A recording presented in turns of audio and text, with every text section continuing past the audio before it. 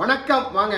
ஓம் நம சிவாய வாழ்க, ஓம் நம சிவாய வாழ்க, ஓம் நம சிவாய வாழ்க. இன்னைக்கு பாத்தீங்கன்னா நம்ம தமிழ் மருத்துவத்துல உணவே மருந்துன்னு சொல்றோம். நிறைய பேருக்கு பாத்தீங்கன்னா முடி உதிருது, நிறைய முடிகள்லாம் வெடிச்சு போகுது, கண் பார்வை குறைவுன்னு சொல்றோம். இதெல்லாம் பாத்தீங்கன்னா இயற்கையான நிறைய நம்ம மூலிகளை நம்ம ஏபிகே விலாசத்தில் கொடுத்துருக்கோம். இன்னைக்கு பொறுத்த அளவுக்கு பாத்தீங்கன்னா கீரை வகைகள் இதெல்லாம் எப்படி எடுத்துக்கணும், என்னென்ன கீரைகள் இருக்குது அப்படின்றத பத்தி வாங்க இன்னைக்கு வீடியோல. பொன்னாங்கண்ணின்னு சொல்லுவோம். இதுல பொன்னாங்கண்ணியில 2-3 வகை பொன்னாங்கண்ணியில் இருக்குது பாருங்க.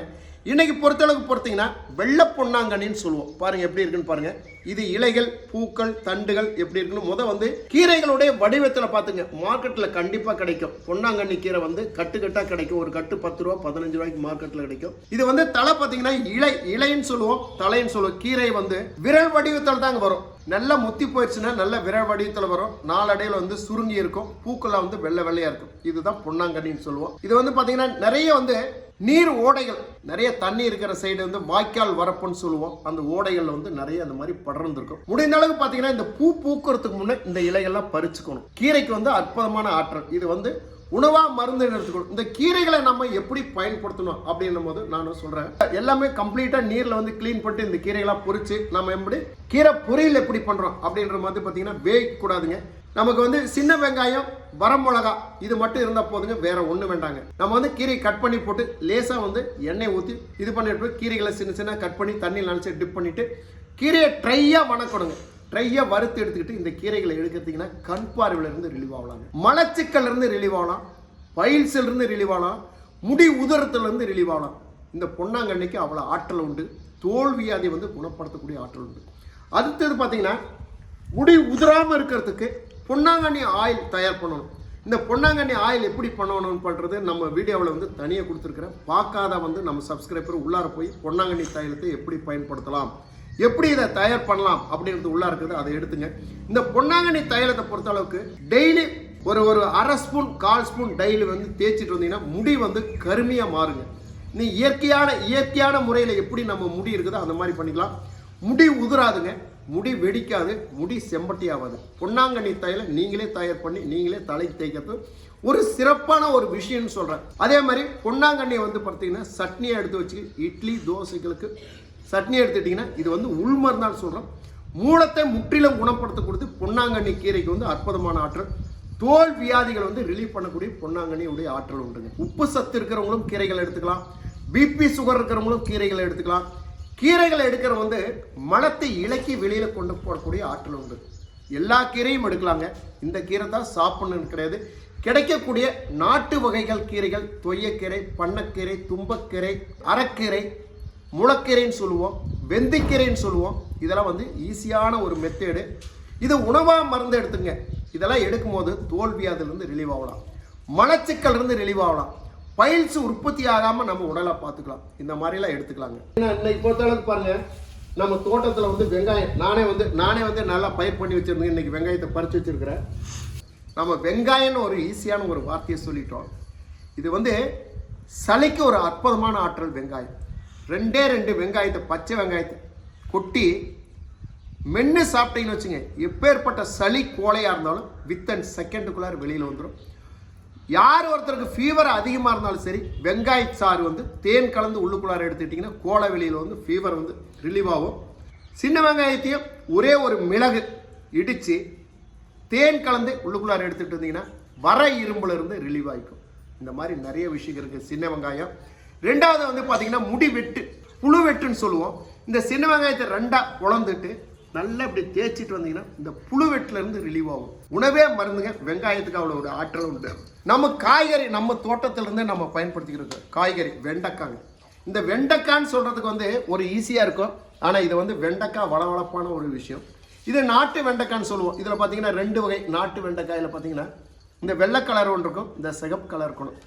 நம்ம தோட்டத்திலே இது பயன்படுது. செடியை நான் அப்புறம் காட்டுறேன். இந்த வெண்டைக்காயை பத்தி லட்சக்கணக்கான நோய்களை தீர்க்கக்கூடிய ஆற்றல் இந்த வெண்டைக்காய். ஒரு 3-4 விஷயத்தை மட்டும் நான் சொல்லிக்கிறேன்.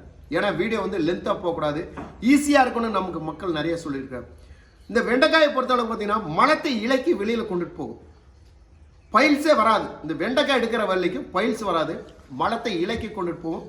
த்ரூ அவுட்ல இருக்கிற புண்கள்லாம் ஆறும். என்ன புண்கள்னு சொல்லுவோம் நம்ம அல்சர் நிறைய பேர் நம்ம சொல்லிட்டு இருக்கோம். இந்த அல்சரை குணப்படுத்தணும்னா இந்த வெண்டைக்காயை பொறுத்தளவுக்கு டெய்லி 2 வெண்டைக்காய் கழுவிட்டு பச்சை வெண்டைக்காய் சாப்பிடணும். பிபி இருக்கிறவங்க இந்த பச்சை வெண்டைக்காயை சாப்பிடுங்க. மாத்திரை இல்லாமல் மருந்து இல்லாமல் பிபி குணப்படுத்தலாம், அல்சரை குணப்படுத்தலாம், முடி கொட்டுறதை குணப்படுத்தலாம், உடலில் இருக்கிற புண்களை ஆட்டுறதை குணப்படுத்தலாம். இந்த வெண்டைக்காய்க்கு ஒரு அவ்வளோ ஆற்றல் வந்து. இந்த வெண்டைக்காய் முடிஞ்ச அளவுக்கு பார்த்தீங்கன்னா பச்சை வெண்டைக்காயே சாப்பிடணுங்க. இந்த பச்சை வெண்டைக்காய் சாப்பிட்றதுனால எதுனா தொந்தரவு இருக்குமா அப்படின்னு நினைக்காதீங்க. இதை ஏற்கனவே கழுவி வச்சிருக்கிற இப்போ பொரியலுக்காக நம்ம சொந்த காட்டில் இருந்து பொரிச்சு வச்சிருக்குங்க. 2 வெண்டைக்காய், 2 கொத்தவரங்காய். பச்சைக்காயை பொறுத்த அளவுக்கு சுரக்காய் எடுத்துக்கங்க. உப்பு சத்து இருக்கிறவங்க பார்த்தீங்கன்னா டெய்லியும் 2 பீஸ் சுரக்காய் சாப்பிட்டீங்கன்னா மாத்திரையும் மருந்தும் இல்லாமல் உப்பை நம்ம குணப்படுத்தக்கூடிய ரத்தத்தில் இருக்கிற உப்பியும் யூரின்ல இருக்கிற உப்பியும் வந்து நம்ம வந்து வெளியேற்றதுக்கு ஒரு ஆற்றல் வந்து சுரக்காய், வெண்டைக்காய், கொத்தவரங்காய் இதெல்லாம் வந்து பயன்படுத்தலாம். அதே மாதிரி வெண்பூசணி எடுத்துக்கலாம், சக்கரை பூசணி எடுத்துக்கலாம், வெள்ளரிக்காய் எடுத்துக்கலாம், வாழைத்தண்டு எடுத்துக்கலாம். இதெல்லாம் வந்து ரத்தத்தில் இருக்கிற உப்புகளை வந்து அளவு வந்து குறைக்கிறதுக்கு. இதை பொறுத்த அளவுக்கு நம்ம வந்து அல்சரை குணப்படுத்துகிறோம். மெதுவாக மென்று சாப்பிட இதோடைய ஜெல் இருக்குங்க, வளவளப்பு தன்மை. இது பார்த்தீங்கன்னா புண்களை ஆற்றக்கூடிய ஆற்றல் இந்த மாதிரி இருக்குங்க. இந்த மாதிரிலாம் எடுத்துக்கலாங்க. அதே மாதிரி பார்த்தீங்கன்னா இந்த அல்சர் உள்ளவங்க அம்மன் பச்சரிசி அது டெய்லி ஒரு கைப்பிடி அப்படியே மென்று சாப்பிடணும். அம்மன் பச்சரிசி உரம்பப்பூடுன்னு சொல்லுவோம், தண்ணி பூடுன்னு சொல்லுவோம். அதை டெய்லியும் ஒரு கைப்பிடி எடுத்து 2 இலைகளை அடிச்சிங்கன்னா அல்சர் 30 நாளையில் குணப்படுத்திடலாங்க. அதுக்கு மேலே 1 நாள் 1 மணி நேரங்கிறது தேவையில்லைங்க. நான் சொல்லக்கூடிய இதே ஃபாலோ பண்ணீங்கன்னா எப்பேற்பட்ட அல்சரையும் குணப்படுத்தலாம். ஆனால் அல்சர் இருக்கிறவங்க இனிப்பான பொருள்களையும் காஃபி டீகளும் அவாய்ட் பண்ணிடணும். காரத்தை சிறிது குறைத்து கொள்ள வேண்டும். இது பண்ணீங்கன்னா அல்சர் உடனே குணப்படுத்தலாம். இதை பற்றி தனியாக தொகுத்து தனித்தனி வீடியோ கொடுத்துருக்கேன். நம்ம வீடியோக்குள்ளார போய் பாருங்க. ஆனால் உங்களுக்கு நான் நம்பர் நிறைய கொடுத்துருக்குறேன்.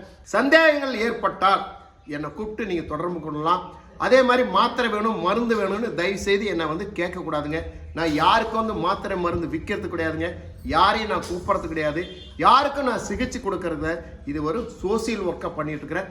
முடிஞ்ச அளவுக்கு என்னுடைய பதிவை பார்த்து தன் கை தனக்கே உதவி. நான் சொல்றதை வச்சு உங்க உடம்பை நீங்க தான் பாதுகாத்துக்கணுங்க. சொல்றக்கூடிய விஷயங்கள் வந்து அனைத்தும் உண்மையா இருக்கணுங்க. யூடியூப்பை பொறுத்த அளவுக்கு பார்த்தீங்கன்னா 99% பொய்ன்னு தான் நான் சொல்லுவேன். ஏன்னா இன்னைக்கு வந்து இது ஒரு பிசினஸா போயிடுச்சுங்க. ஆனா உணவே மருந்துன்றதுல வந்து மருத்துவத்தை பொறுத்த அளவுக்கு உண்மையான நிகழ்ச்சிகளை மட்டும்தான் பார்க்கணும். ஏன்னா இந்த மருத்துவத்தையே பார்த்துக்கிட்டு உங்க உடம்பு வந்து கெடுத்துக்கூடாது. யூடியூப்பை பார்த்து உடம்பை கெடுத்துக்காதீங்க. மேலே எந்த பிரச்சனையாக இருந்தாலும் யூடியூப்பை பார்த்து கற்றுக்குங்க, தெரிஞ்சுக்கலாமே. மருத்துவத்தை பொறுத்தளவுக்கு சிவியர்லியாக இருந்துக்கணும். கண்ட மாத்திரைகளை கண்ட தலைகளும் கண்ட காய்கறிகளும் சாப்பிட்டு உடம்பை கெடுத்துக்கூடாது. நல்ல மருத்துவரை அணுகி உங்கள் உடலை பார்த்துக்கணும். எனக்கு உண்ட உண்மையான ஒரு வேண்டுகோள் இது தாங்க. எனக்கு தெரிஞ்ச விஷயத்த உங்களுக்கு சொல்லி கொடுக்குறேன். இதை ஃபாலோ பண்ணுங்க. இப்போ வாங்க நம்ம செடிகள்லாம் நம்ம தோட்டங்கள்லாம் பார்ப்போம். வெண்டைக்காய் இது பார்த்தீங்கன்னா பச்சை கலருடைய வெண்டைக்காய் பார்த்தீங்கன்னா செடி வச்சிருக்கிறேன் பாருங்க. ஒரு பக்கம் எல்லாமே பச்சை. இதெல்லாம் வந்து நாட்டு வெண்டைக்காய் மட்டுங்க. எந்த உடைய மருந்து பவுடரோ யூரியாவோ எதுவுமே கிடையாது. சாணம் மட்டும், மாட்டு சாணம் ஆட்டு சாணத்தை மட்டும்தாங்க இது பயிர் பண்ணியிருக்கிறேன். பாருங்க எப்படி இருக்குன்னு. கத்திரிக்காய் செடி, வெண்டைக்காய் செடி இது எல்லாம் பார்த்தீங்கன்னா பச்சை கலர் வெண்டைக்காய் தாங்க. ஃபுல்லாக வந்து வீட்டுக்கு வந்து ஒரு 10 செடி மட்டும் வச்சுட்டுங்க. ஒவ்வொரு செடியிலையும் பார்த்தீங்கன்னா 2 காய் தான் காய்க்கும். 10 செடி 20 வெண்டைக்காய் ஒரு நாளைக்கு பொறிச்சிக்கலாங்க. இந்த பக்கம் ஒரு வாரத்துக்கு வர வேண்டிய அவசியமே கிடையாது. அடுத்தது பார்த்தீங்கன்னா ஒரு வாரத்துக்கு பார்த்தீங்கன்னா அந்த பக்கம் பொறிச்சிக்கலாங்க. சிகப்பு வெண்டைக்காய் ஒரு பக்கம், பச்சை வெண்டைக்காய் ஒரு பக்கம், சிகப்பு வெண்டைக்காய். பாருங்க நம்மளால முடிஞ்ச அளவுக்கு தண்ணி ஊற்றிக்கணுங்க. மாத்திரையும் மருந்து இல்லாமல் இந்த செடிகளை வளர்த்தணுங்க. பூச்செடிகள் வச்சிருக்கிறேன் இங்கே பாருங்க. எப்படி இதெல்லாம் வந்து சிகப்பு வெண்டைக்காய். இது பார்த்தீங்கன்னா வெயில் இல்லாதனால வந்து இவ்வளோ உயரம் வந்திருக்குங்க. இந்த தட்டில் அறுக்கணுங்க. பாருங்கள் வெண்டைக்காய் அறுக்கால் விட்டதுனால முத்தி போயிடுச்சு வெண்டைக்காய். இனி வந்து சரியாக பார்க்கணுங்க. ஏன்னா இப்போ பையனுடைய மேரேஜுக்காக நான் அங்கேயும் அலையிறதுனால இந்த காய்கறியெல்லாம் பொறிக்கிறதுக்கு எனக்கு ஒரு டைம் இல்லாமல் இருக்குங்க. இதெல்லாம் கொஞ்சம் க்ளீன் பண்ணணுங்க. இந்த தட்டுகள்லாம் அறுத்துட்டு இந்த செடிகளுக்கு மட்டும் நல்ல ஒரு காற்றோட்டம் வெயில் வந்து கொடுக்குற மாதிரி பண்ணுங்க. பாருங்கள் அதில் பார்த்தீங்கன்னா அங்கே ஒரு வெண்டைக்காய் வந்து முத்தி போச்சு பாருங்கள். சரிங்களா? இந்த மாதிரி காயை வந்து வேஸ்ட் பண்ணக்கூடாதுங்க. ஆனால் இருந்தாலும் 2 காய் வேஸ்ட் ஆயிடுச்சு. இருந்தாலும் அடுத்தது விதைக்கு நம்ம இதை பயன்படுத்திக்கலாம் சொந்த முறையில். சரிங்களா? அடுத்து பாருங்கள் நம்ம பப்பாளி வீட்டு பக்கத்தாலே வந்து பப்பாளி வச்சுருக்கிறோம். இப்போ தான் வந்து பூக்கள்லாம் பிடிச்சிருக்குது. நம்ம காட்டில் வந்து ஒரு 10-20 தென்னை மரம் வைக்கணும் அப்படின்றதுக்காக நம்மளதே சொந்தமாக காயை வாங்கிட்டு வந்து முளைக்கு போட்டு வச்சிருக்கிறோம். பாருங்க எப்படி இருக்குன்னு பாருங்க. கிராமப்புறத்தில் பார்த்தீங்கன்னா விவசாயிகள்ட்ட இருந்து கொள்முதல் பண்ணிக்கலாம் மருந்து இல்லாமல். அப்படியே நமக்கு ஒரு 2 சென்ட் 1 சென்ட் இடம் இருக்கும்போது வீட்டை சுற்றி ஒரு 4 காய்கறிகளை கொத்தவரங்காய் காய் வச்சுக்கலாம், முருங்கைக்காய் செடி வச்சுக்கலாம், அவரைக்காய் வச்சுக்கலாம், பூசணிக்காய் வச்சுக்கலாம். இப்போ பார்த்தீங்கன்னா பாருங்க, இங்கே பாருங்க சும்மா தான் ஒரு செடி போட்டுருக்குறோம். அப்படியே பாருங்க நமக்கு வந்து பாருங்க பாவக்காய் விட்டுருக்கு பாருங்க. இந்த இந்த மாதிரி நம்ம வந்து தயார் பண்ணிக்கலாம், வீட்டு முன்னாலே தயார் பண்ணிக்கலாம். நமக்கு வேணுறது இந்த மாதிரி நிறைய செடிகள் நிறைய வளர்த்துக்கிட்டிங்கன்னா நமக்கு ஆரோக்கியம், உடலுக்கு ஆரோக்கியம், உள்ளத்துக்கு ஆரோக்கியம். ஈஸியான ஒரு முறையில் வந்து நம்ம உணவே மருந்து நம்ம எடுத்துக்கலாம். மீண்டும் நாளை சந்திப்போம். நாளொரு மூலிகளே. நன்றி, வணக்கம். ஓம் நம சிவாய வாழ்க.